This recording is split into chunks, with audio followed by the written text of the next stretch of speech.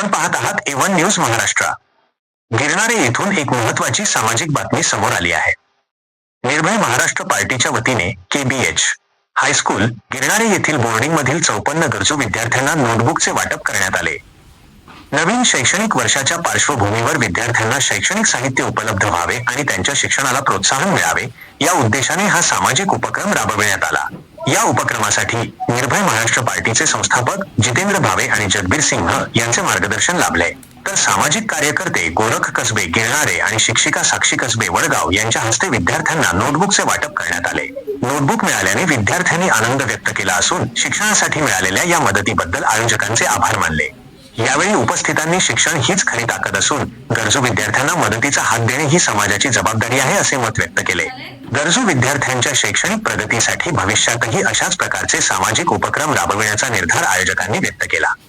शिक्षणासाठी मदतीचा छोटासा हात, विद्यार्थ्यांच्या उज्ज्वल भविष्यासाठी मोठी साथ। प्रतिनिधी गोरख कसबे, A1 न्यूज महाराष्ट्र, गिरणारे।